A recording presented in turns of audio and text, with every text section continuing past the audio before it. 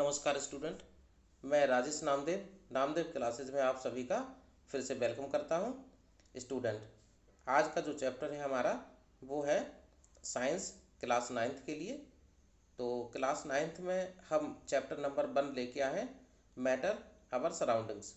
इस चैप्टर को हमने बहुत इजी लैंग्वेज में और बहुत शॉर्ट तरीके से एक्सप्लेन किया है।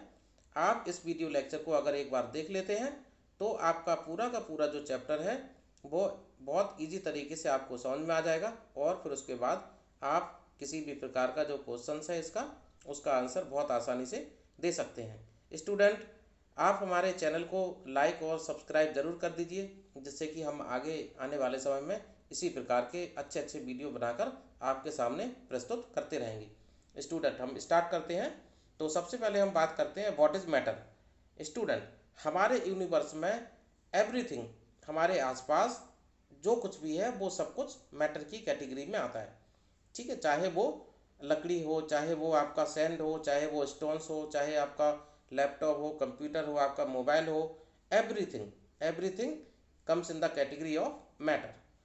अब बात करता हूँ मैं कॉन्स्टिट्यूएंट्स ऑफ मैटर, यानी कि जो मैटर्स है वो किन चीज़ों से मिलकर बना है।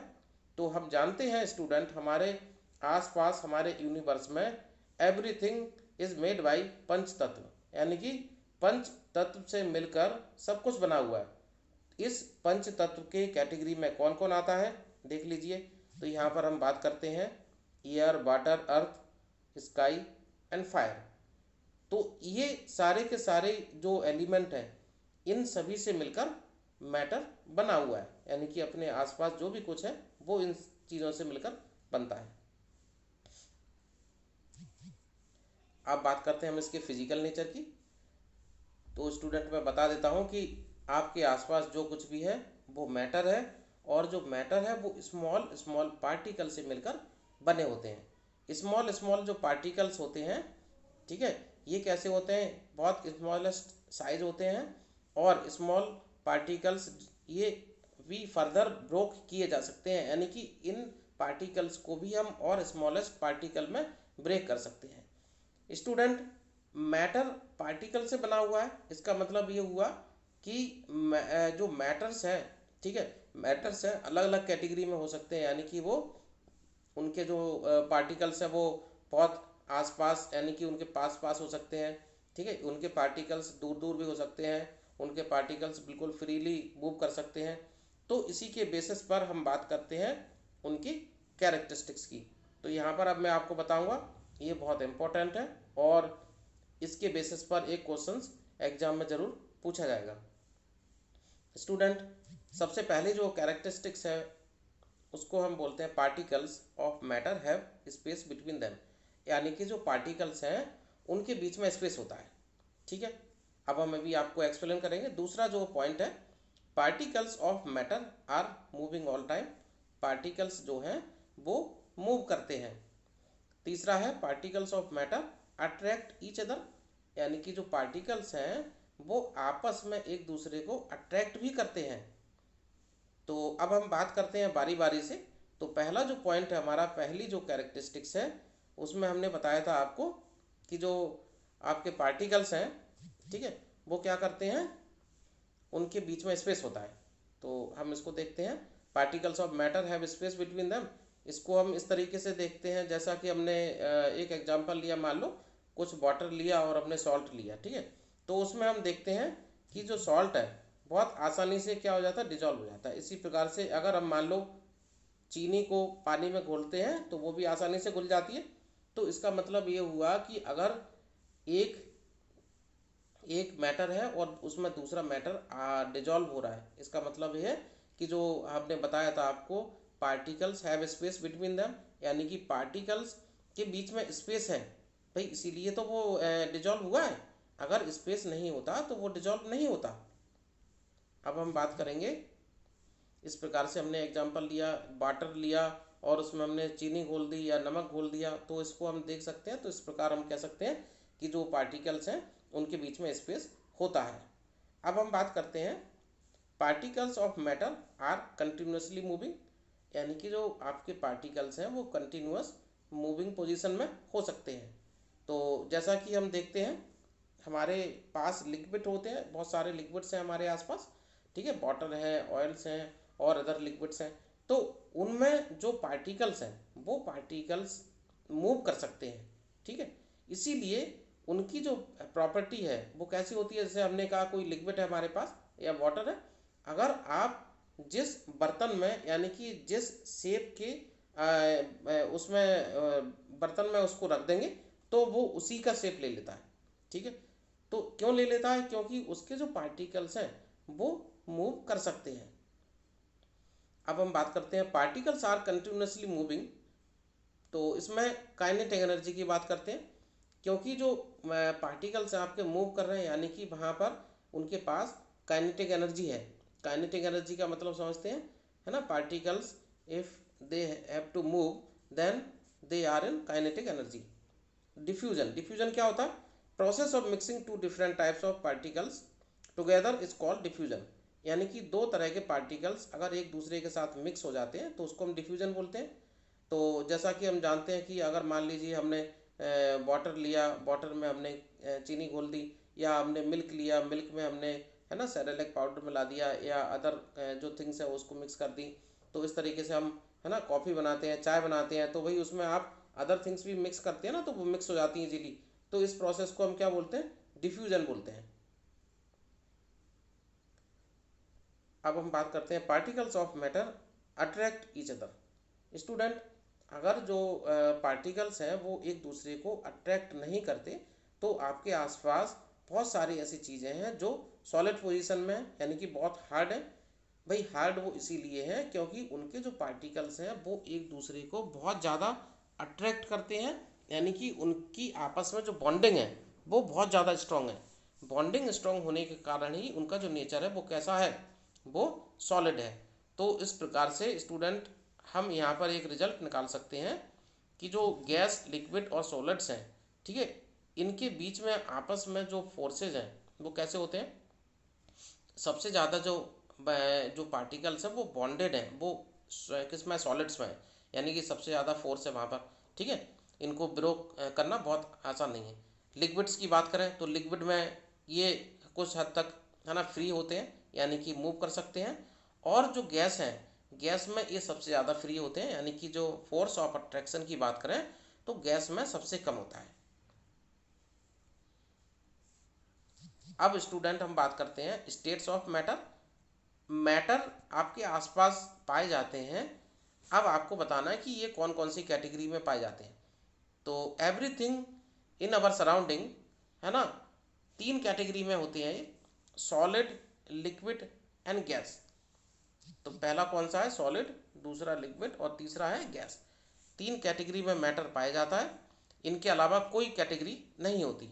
तो अगर हम सॉलिड की बात करें तो सॉलिड में हम देखते हैं, सॉलिड में हम देखते हैं दे हैव स्पेसिफिक शेप, यानी कि अगर कोई भी मैटर है सॉलिड कैटेगरी में है तो उसका जो शेप है वो स्पेसिफिक होगा, यानी कि उसको इजीली चेंज नहीं किया जा सकता। दूसरा प्रॉपर्टी इसकी होती है दे हैव डिस्टिंक्ट बाउंड्रीज, यानी कि उनकी फिक्स्ड बाउंड्रीज होंगी, या हम ऐसा बोल सकते हैं उनका फिक्स्ड शेप होगा, साइज होगा, वॉल्यूम होगा, मास होगा। दे हैव आ वॉल्यूम, ठीक है, जैसा हमने कहा कि उनका वॉल्यूम होगा, तो यहाँ पर हम बात कर रहे हैं उनका वॉल्यूम भी होगा। There is less kinetic energy, इनके बीच में जो पार्टिकल्स हैं उनका जो स्पेसिंग है वो बहुत कम है, यानी कि जो फोर्स ऑफ अट्रैक्शन है वो बहुत ज़्यादा है, इसीलिए हम यहाँ पर बोलते हैं काइनेटिक एनर्जी वो होगी लेस होगी, यानी कि उनके जो पार्टिकल्स हैं वो आसानी से मूव नहीं कर सकते। अब हम बात करते हैं लिक्विड की। तो लिक्विड में हम देखते हैं the liquid have the following properties. Liquids have a fixed volume, liquid में जो वॉल्यूम होगा वो कैसा होगा, फिक्स्ड होगा। और दूसरा, liquids do not have a fixed shape, liquid में कभी भी फिक्स्ड शेप नहीं होता। जैसा अभी हमने बताया था कि आप जिस बर्तन में लिक्विड को रख देते हैं वो उसी का शेप ले लेता है। अब स्टूडेंट हम बात करते हैं गैस की। तो गैस जो स्टेट है, गैस में हमने बताया था कि गैस में जो पार्टिकल्स हैं उनके बीच का जो फोर्स ऑफ अट्रैक्शन है वो बहुत कम है, सबसे कम है। सबसे कम फोर्स होने के कारण पार्टिकल्स गैस कंडीशन में बहुत ज़्यादा मूविंग पोजीशन में होते हैं। तो हमने देखा होगा स्टूडेंट, जैसा कि हम किसी भी प्रकार का डिओड्रेंट या जो आपका घर में आप सब्जियां वगैरह बनाते हैं किचन में, तो देखते हैं कि तुरंत से जो आपकी सब्जियों की स्मेल है या जो उसकी खुशबू है वो तुरंत से पड़ोस में चली जाती है, यानी कि आपके पड़ोस में भी पता चल जाता है कि आपके घर में क्या बन रहा है। तो इसका मतलब ये है कि गैस में जो पार्टिकल्स हैं वो बहुत फ्रीली मूव कर सकते हैं।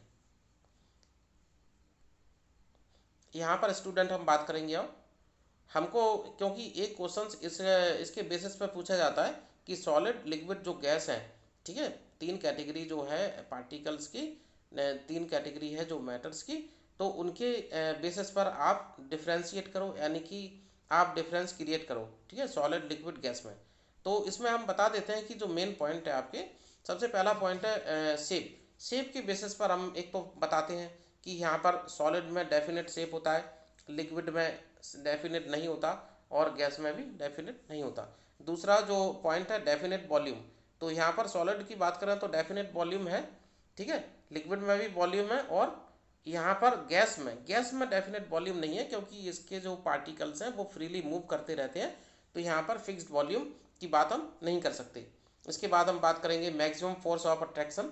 तो फोर्स ऑफ अट्रैक्शन जो है सॉलिड में वो सबसे ज़्यादा है, ठीक है, क्यों, इसीलिए वो सॉलिड है, इसीलिए उसको इजीली हम ब्रेक नहीं कर सकते। और जो लिक्विड है इसमें कंपेयर टू सॉलिड कम होता है, लेस होता है, और गैस में निग्लिजिबल यानी कि सबसे कम फोर्स ऑफ अट्रैक्शन है, इसीलिए पार्टिकल्स इजीली मूव करते हैं। अब हम बात करेंगे सॉलिड में कैन नॉट बी कंप्रेस्ड, यानी कि सॉलिड कैटेगरी में कोई भी मैटर अगर होता है तो इजीली उसको हम कंप्रेस नहीं कर सकते, बहुत ज़्यादा फोर्स अगर लगाएंगे तो वो ब्रेक हो जाएगा, कंप्रेस नहीं होगा फिर भी। लिक्विड में बात करें तो can not be compressed, liquid को भी कंप्रेस नहीं किया जा सकता, हाँ गैस में हम कंप्रेस कर सकते हैं। तो जैसा कि हम जानते हैं सीएनजी जो है हमारा, है ना, कंप्रेस्ड नेचुरल गैस, उसका फुल फॉर्म यही होता है, क्योंकि उसको हमने कंप्रेस करके बनाया है। अब हम बात करते हैं काइनेटिक एनर्जी की। तो kinetic energy of particle is minimum, solid में मिनिमम होगा क्योंकि इसके पार्टिकल मूव कर ही नहीं सकते, ठीक है। और लिक्विड की बात करें तो लिक्विड में मूव करते हैं, तो काइनेटिक एनर्जी क्या होगी, मोर देन सॉलिड। और गैस की बात करें तो यहाँ पर काइनेटिक एनर्जी सबसे ज़्यादा होती है, क्योंकि यहाँ पार्टिकल्स इजीली मूव कर पाते हैं। अब हम बात करते हैं नेक्स्ट, तो particle can not move rather than vibrate only eight there fixed position, यानी कि वो मूव नहीं कर सकते, ठीक है, और अपनी फिक्स्ड पोजीशन होने के कारण इजीली मूव नहीं कर सकते। Particles can slide over one another, यहाँ पर स्लाइड कर सकते हैं, गैस वाली पोजीशन में वो फ्रीली मूव कर सकते हैं। फिर इसके बाद है हाईएस्ट डेंसिटी। तो डेंसिटी की बात करें तो यहाँ पर जो सॉलिड है हाईएस्ट डेंसिटी है उनकी, इसीलिए ये बहुत ज़्यादा हार्ड होते हैं। और लिक्विड वाली पोजीशन में बात करें तो लोअर देन सॉलिड, सॉलिड से कम होती है डेंसिटी। और गैस वाली पोजीशन में बात करेंगे तो लोएस्ट डेंसिटी है, इसीलिए यहाँ पार्टिकल्स इजीली मूव करते हैं। कैन नॉट फ्लो, यानी कि जो सॉलिड है वो फ्लो नहीं हो सकती, फ्लो की प्रॉपर्टी नहीं होती। जो लिक्विड्स हैं ये इजीली फ्लो होते हैं, और जो गैस है गैस में भी फ्लो हो सकता है। अब हम बात करते हैं can matter change it's state, क्या मैटर में स्टेट चेंज हो सकती है, यस, इसका जवाब है हाँ। तो इसका बहुत अच्छा एग्जांपल है स्टूडेंट कि हम वाटर को देखें तो वाटर हमारा तीनों स्टेट में पाया जाता है। तो सबसे पहले जैसे हम बात करें, देखो आइस कैसा है, सॉलिड स्टेट है, ठीक है। दूसरा वाटर जो है हमारा वो लिक्विड है, और जो वाटर वेपर है वो गैस है। ये तीनों फॉर्म वाटर के हैं। तो वाटर का बहुत अच्छा एग्जांपल है, अगर कोई पूछता है आपसे कि बताओ ऐसे मैटर का नाम बताओ जो तीनों स्टेट में पाया जाता है, तो हम इजीली बता सकते हैं कि दिस द वाटर, वाटर को हम तीनों स्टेट में बहुत इजीली कन्वर्ट होते हुए देख सकते हैं। अब हम बात करेंगे effect of change of temperature, यानी कि टेम्परेचर चेंज होने से क्या इफेक्ट आता है मैटर की प्रॉपर्टी में। तो सबसे पहले हम सॉलिड की बात करें तो सॉलिड के केसेस में जैसा आपने आपको बताया था कि जो फोर्स ऑफ अट्रैक्शन है वो बहुत ज़्यादा है। तो यहाँ पर अगर हम हीट अप्लाई करते हैं तो हीट अप्लाई करने से क्या होता है, काइनेटिक एनर्जी मिलती है उनको, और काइनेटिक एनर्जी मिलने के कारण वो जो पार्टिकल्स हैं वो क्या कर सकते हैं, वो ब्रेक होते हैं या मूव कर सकते हैं। ठीक है, जब एनर्जी मिलेगी तो क्या होगा, पोजीशन चेंज करेंगे अपनी। तो इस प्रकार से हम कह सकते हैं वहाँ पर मेल्टिंग वाली कंडीशन हो सकती है। तो जैसे कोई सॉलिड है, मान लीजिए प्लास्टिक मटेरियल है, प्लास्टिक का कोई आइटम है, उसको अगर बहुत ज़्यादा हीट करते हैं तो क्या होगा, धीरे धीरे मेल्ट होगा। तो वहाँ पर मेल्टिंग पॉइंट की बात आती है। तो यहाँ पर मेल्टिंग पॉइंट को हम डिफाइन कर देते हैं, the temperature at which solid melts to become a liquid, atmospheric pressure. तो यहाँ पर अगर मान लीजिए टेम्परेचर अप्लाई करने से, ठीक है, वो मेल्ट होने लगे, यानी कि वो लिक्विड पोजीशन में कन्वर्ट होने लगे, तो उसको हम उसका मेल्टिंग पॉइंट बोलते हैं। यहाँ पर मेल्टिंग पॉइंट 273.16 केल्विन हमने लिखा हुआ है। अब हम बात करते हैं फ्यूजन की, the process of melting of solid into liquid. अगर कोई सॉलिड है और वो लिक्विड में कन्वर्ट हो रहा है तो उसको हम बोलते हैं फ्यूजन। ठीक है, तो यहाँ पर हमने देखो एक डायग्राम आपके लिए यहाँ पर शो किया है। इसमें हमने यहाँ पर शो किया है, this is the solid, energy in the form of heat. ठीक है, जैसे ही हीट के फॉर्म में एनर्जी अप्लाई की तो क्या हो गया, वो लिक्विड में कन्वर्ट हो गया। इस प्रकार का एग्जाम्पल हम देख सकते हैं, जैसे मान लो आइस है, तो आइस को अगर आप हीट प्रोवाइड करोगे तो वो इजीली क्या हो जाता है, वाटर में कन्वर्ट हो जाता है। अब हम यहाँ पर डिफाइन करेंगे लेटेंट हीट। ठीक है, लेटेंट हीट क्या होता है, तो यहाँ पर इसको डिफाइन करेंगे, student, latent heat, the heat energy which is use to break the force of attraction between the particles of matter is known as latent heat. यानी कि हीट अगर हम प्रोवाइड करते हैं, ठीक है, और हीट प्रोवाइड करने से वो क्या हो जाता है, break the force of attraction, यानी कि जो फोर्स ऑफ अट्रैक्शन है उसको अगर ब्रेक कर देता है तो उसको हम लेटेंट हीट बोलते हैं। ठीक है, since the heat is hidden therefore it is called a latent heat. Latent heat को यहाँ पर हम बोलते हैं, क्यों बोलते हैं, क्योंकि यहाँ पर ये हिडन है। Latent heat of fusion, the amount of heat energy required to change 1 kg of solid into liquid. यानी कि 1 kg सॉलिड को अगर लिक्विड में हम कन्वर्ट करते हैं तो उसको हम क्या बोलते हैं, लेटेंट हीट ऑफ फ्यूजन। इसके बाद एटमॉस्फेरिक प्रेशर, एटमॉस्फेरिक प्रेशर में हम बोलते हैं pressure exerted by the weight of the atmosphere liquids, just like in solids, kinetic energy of particles of liquid increase, the force of attraction among them decrease and they start moving freely। यानी कि liquids की position में अगर हम heat apply करते हैं तो उनके जो पार्टिकल्स हैं उनको काइनेटिक एनर्जी मिलेगी, और काइनेटिक एनर्जी मिलेगी तो क्या होगा, वो मूव करने लगेंगे। तो इस प्रकार से स्टूडेंट हम यहाँ पर एक रिजल्ट हम निकाल सकते हैं कि जब भी आप हीट अप्लाई करते हैं तो हीट से क्या होगा, काइनेटिक एनर्जी मिलती है। और काइनेटिक एनर्जी जब किसी को मिलेगी तो काइनेटिक एनर्जी मिलने से क्या हो जाएगा, वो मोशन की कैटेगरी में आ जाता है। तो इस प्रकार से बहुत अच्छा एग्जाम्पल्स है, जैसे हम चाय बनाते हैं, ठीक है, चाय बनाते हैं तो चाय को गर्म करते हैं, हीट करते हैं, उसके बाद धीरे धीरे क्या होता है, वो जो उसमें से गैस निकलने लगती है। ठीक है, तो इस प्रकार से हम बोलते हैं बॉइलिंग पॉइंट वहाँ पर होगा, बॉइलिंग पॉइंट को हम डिफाइन कर सकते हैं। अब तो बॉइलिंग पॉइंट क्या होता है स्टूडेंट, जैसे आप बॉयल करते हो किसी भी लिक्विड को तो क्या होता है, धीरे धीरे वो बॉयल हो जाता है, बॉयल के बाद फिर उसकी पोजीशन इवेपोरेशन में कन्वर्ट हो जाती है, यानी कि वो गैस में कन्वर्ट होने लगता है। तो बॉइलिंग पॉइंट क्या होता है, the temperature at which a liquid starts boiling at the atmospheric pressure is known as boiling point. ठीक है, इसके बाद हम बात करते हैं गैस के केसेस में क्या होगा। गैस के केसेस में भी अगर हम मान लीजिए टेम्परेचर इंक्रीज करते हैं तो क्या होगा, उसके जो पार्टिकल्स हैं उनको काइनेटिक एनर्जी मिलेगी और वो बहुत ज़्यादा फास्ट पोजीशन में मूव करने लगेगी। ठीक है, अब हम यहाँ पर एक डेफिनेशन देंगे कंडेंसेशन की। कंडेंसेशन क्या होता है, the process of converting a gas into liquid, यानी कि गैस से लिक्विड में बदलना। ठीक है, गैस का लिक्विड में कन्वर्ट होना, this is known as the condensation. इसका एग्जाम्पल है formation of clouds is due to condensation of water vapour from earth. तो आपने देखा होगा अर्थ में हम कई बार कंडेंसेशन के एग्जाम्पल देख सकते हैं। तो अब बात करते हैं हम लिक्विड की, the kinetic energy between the particles decrease and they turn into solid state. फिर हम बात करेंगे सब्लिमेशन की। Change of state of gas directly into solid, यानी कि किसी गैस का सॉलिड में कन्वर्ट होना, दिस इज द सब्लिमेशन। तो इसमें बहुत अच्छा एग्जांपल है ना, कैंपर का एग्जांपल है इज सॉलिड, और इसको हम जैसे हीट देते हैं तो क्या हो जाता है, ये without changing to into liquid state, ये डायरेक्ट क्या हो जाता है, गैस में कन्वर्ट हो जाता है।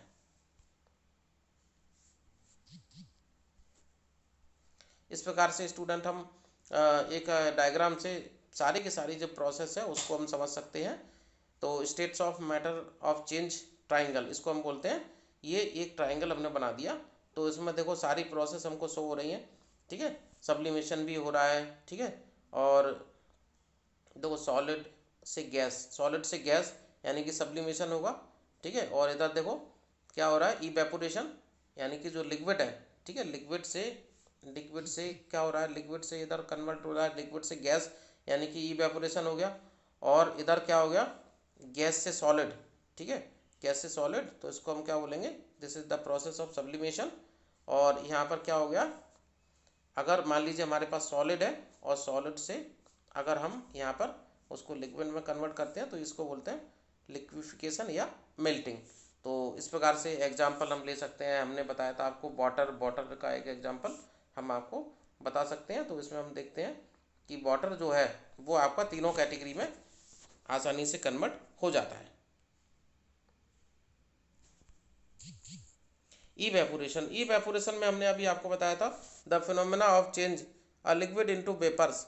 जब आप देखते हैं कि किसी भी लिक्विड को मान लीजिए आप हीट करते हैं, गर्म करते हैं, तो धीरे धीरे क्या हो जाता है, वो गैस में कन्वर्ट हो जाता है। तो इस प्रोसेस को हम क्या बोलते हैं, इवेपोरेशन बोलते हैं। और इसका जस्ट रिवर्स जो प्रोसेस है, यानी कि जो गैस फॉर्म में अभी कन्वर्ट हो गया वाटर, अगर उसका रिवर्स करते हैं तो उसको हम कंडेंसेशन बोलते हैं, ठीक है। अब फैक्टर्स अफेक्टिंग इवेपोरेशन, यानी कि इवेपोरेशन को कौन कौन से फैक्टर अफेक्ट करेंगे, तो इंक्रीज इन सरफेस एरिया, और दूसरा है इंक्रीज इन टेम्परेचर और इंक्रीज इन ह्यूमिडिटी।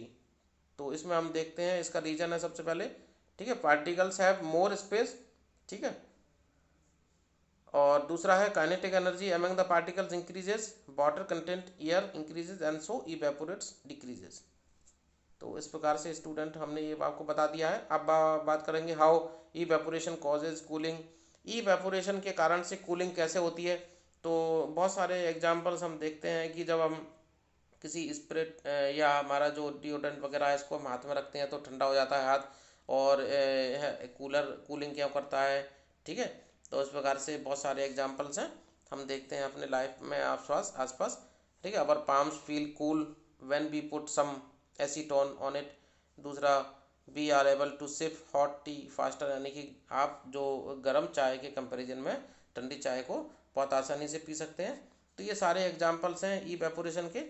और गर्मियों में हम है ना जो कपड़े पहनते हैं वो है ना लाइट कलर के या वाइट कलर के क्यों पहनते हैं, तो ये बहुत सारे एग्जांपल्स हैं। इस प्रकार से स्टूडेंट हमने ये चैप्टर आपको पूरा एक्सप्लेन कर दिया है, बता दिया है। अब आप बहुत आसानी से इसको आप है ना पूरा का पूरा एक बार स्टडी करके देखें तो सब कुछ आपको समझ में आ जाएगा, इसमें हमने कुछ भी नहीं छोड़ा है और बहुत इजी तरीके से आपको बताया। आगे